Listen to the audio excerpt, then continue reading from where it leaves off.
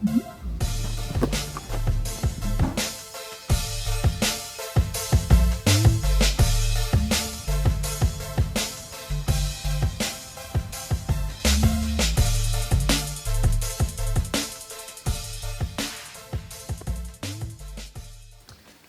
Charlotte Hammonds, I'm 19.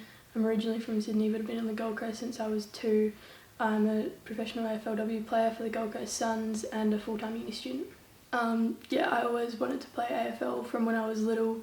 Playing with the boys, I was always like, well, I'll just be able to play with them when I'm older. So it was always my dream to play AFL even when there was no competition for the girls. I started playing AFL in primary school in grade 1. I started doing Auskick, did that for a couple of years and then went on to play club footy. My most memorable moment so far is probably in 2018. I was picked to play in the under-18 All-Stars versus Victoria game in the All-Stars team, and they basically get the top players from each team from nationals and put them all together and have a State of Origin exhibition game. The best part about playing AFL for me is just always being around your friends. Like, you're at training, you're at travelling and staying places with your friends, and you're just always around a group of girls that have the same interests and the same passion for the sport you have. She started playing AFL in year 1 at Auskick, then moved on to Burleigh Bombers for junior boys football. From Burleigh Bombers she was then spotted by some of the girls teams and then progressed into rep teams. That was South Coast. There was also, starting at the same time, was a women's competition for under-18s on the Gold Coast. So at 12 she was playing South Coast under-16s. She was also played in a under-18 grand final at 13, and at that age she was playing Div 1 boys, Div 2 boys, and that was on Saturdays, and then on Wednesday night she was playing in the under-18 girls competition.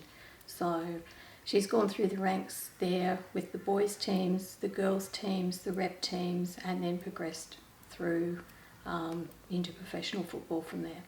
I've barely missed a game that she's played over that time, so there's lots and lots of things that I've seen, her growth and development, the way that she's able to handle the ball, the way that she conducts herself on the field, the position she puts herself in to be able to do the right thing for the team.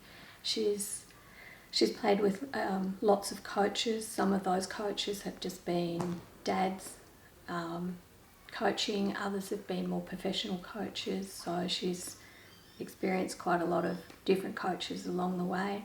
Lots of excitement, and yes, I've been in the stands for the majority of those. I barely think I've missed a match. When I was in under 10s or 11s playing against one of the other clubs on the Gold Coast, there was a game where I was heavily targeted by the boys because they didn't like that there was a girl playing, and some of the parents from our team heard their coach telling them at half time to put my head into the ground and smash my head into the ground and just try and kill me pretty much. The lifestyle of a part-time athlete, like most female athletes are, is very different to a male athlete who can be full-time.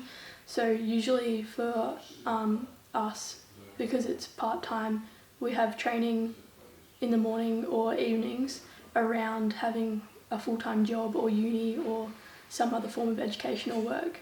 So it's pretty full-on, and you have to be pretty organised to be able to stay on top of everything. The gender gap in sports is obviously pretty clear that there is a big gap, but it is starting to get better, and it's good to see that women are starting to get given the opportunity to play sport professionally in lots of different leagues and countries, and it's heading in the right direction. My primary job outside of football is I do Auskick clinics at schools and football clubs for juniors to try and help promote AFL, as well as being a full-time uni student. Coronavirus pretty much cut our season short, so we still had 2 rounds left to play when stuff started getting pretty out of hand. So they cut our season and went straight to finals, and we were going to have, I think, 2 or 3 weeks of finals. But after one round of finals they had to cut it short because then there was no non-essential travel allowed, so we couldn't go anywhere. Since the season finished, we have a mandatory break period, so everyone has to have a rest because the season is pretty full on, draining mentally and physically. And then after that we'll get back into a bit of training. Obviously it'll all be individual because we can't meet as a group or anything, but we'll probably get some running and gym programs to do by ourselves.